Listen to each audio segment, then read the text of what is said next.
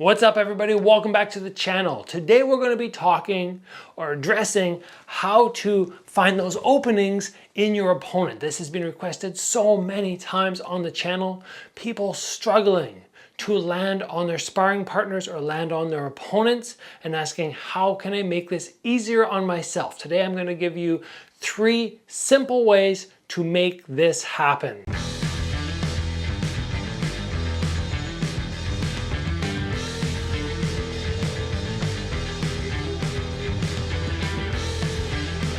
Before we get to 3 easy ways to create openings in your opponent, I want to take a moment and give a shout out to Buy Optimizers and Magnesium. No, this is not a sponsored episode. I just love this supplement so much.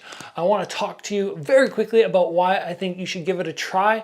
Throughout my entire career, we are talking, let me transition this here, we're talking about a decade. Even longer actually, where I trained and had the same problems over and over. Fatigue, not recovering, and over, they kept popping up. For my last training camp, I finally felt good. I finally was able to push myself past that normal barrier, and this was with 2 years off, and I felt that good. Only difference, like ice baths, did them always. Train hard, did it always. Only difference was this magnesium supplement, which I'm going to continue taking in my next training camp, which should be coming up very soon. If you guys are interested in trying out this product, head over to magnesiumbreakthrough.com/Gabriel. Use the promo code Gabriel10. Not only will it help you with your recovery, but it will help you with your sleep. Now let's move on and let's talk about 3 ways to start finding or creating openings in your opponent. And the first point, which is the easiest and the safest of all 3, is to utilize fakes and then start taking in data on your opponent. So for example, we'll start with the hands and then I'll address what you could do with your legs. These are just simple examples. But if I'm standing here and my opponent's out of range, and I just give him a little twitch, and I'm out of range and I see something done incorrectly, I right away go, ooh, I can use that.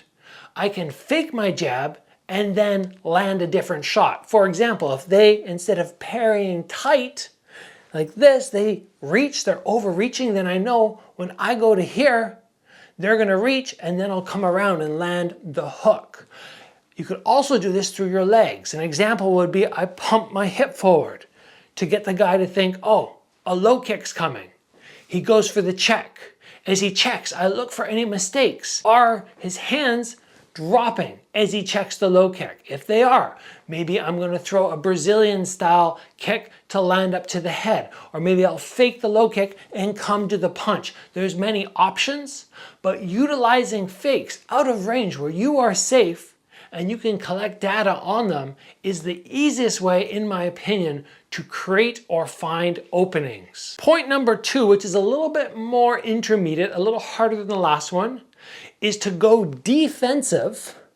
Let them go offensive. Let them throw combinations and look for errors that you can counter.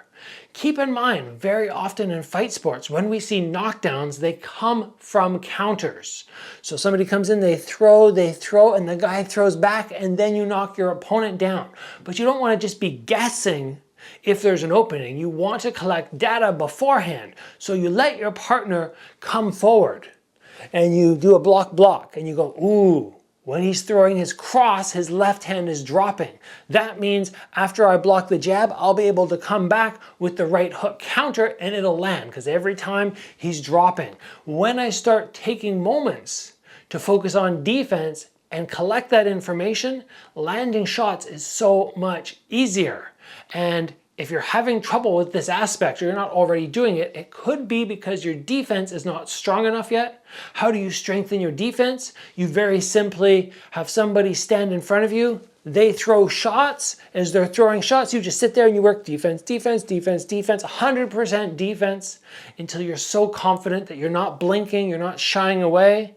And when that stops, then as people throw at you, you can look for errors and then exploit them the next time they make the same error. And the third and final way that we are going to talk about finding openings today is throw short, small combos of 1, 2, or even single shots. These are safe and allow you to collect data so that down the road you can start throwing longer combos, but your combos are gonna be smart ones, not just jumping in going, I hope I land something because I'm just gonna throw. No, you go, last time I threw the jab cross, they put their hands up way too high. So now I know I can attack the body a couple times.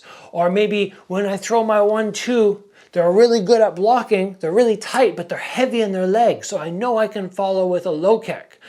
Collecting this kind of information means you need to be safe. You need to stay out of that counter zone. And when you stay out of that counter zone, we're usually talking 1, 1, 2, 1, 2. But you can still collect information for the longer combinations that are going to come. But first you need the information. So utilizing these short little combos is something that I do pretty much at the beginning of all my fights. It's very rare for you to watch one of my fights in the first 20, 30 seconds, see me throw a 4, 5, 6 punch combination because number one, I'm worried about counters. And number two, I haven't gathered enough information on this person to note what's going to be open. Why would I jump in and just start throwing shots hoping something is going to land, where maybe in another 30 seconds I know what will land based on the mistakes my opponent makes as he blocks my 1, 2 or my single shots. All of these things I mentioned today are more for beginners and intermediate people, but you can 100% use these if you are more advanced because keep in mind, basics win fights. It's not the fancy things that win. Yes, the best in the world will sometimes throw in fancy things and they look really cool or they might land them, but without the basics, they will crumble. So you can be beginner, intermediate, or advanced. Take the 3 tips I utilized today, I gave you today, and start implementing them into your training. And when you get in front of somebody and you're sparring, go, oh, okay, I'm gonna throw the jab. I'm gonna fake it and see what they do. And now I know what my next follow-up can be because in their fake, they made a mistake. Or I'm gonna go defensive, block a couple shots, block a couple shots. Ooh, they made a mistake. Now I'm gonna counter him because there's an opening. Or I step in 1, 2. Okay, no mistakes there.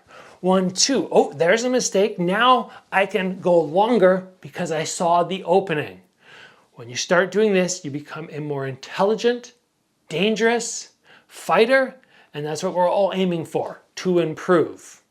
I'm gonna call it there, guys. I have loads of renovations happening around the house right now, almost done, and I'll be able to put my energy back into YouTube full tilt. But the last couple of weeks have been just nighttime, drained, feeling tired, done my workouts for the day, done all my work around the house, and film something just to make sure I'm still delivering you guys content and not forgetting about everybody out there who is subscribed to the channel and who I appreciate so much.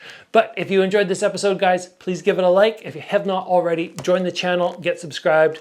As always, continue to train hard, and I will see you back here soon for another video.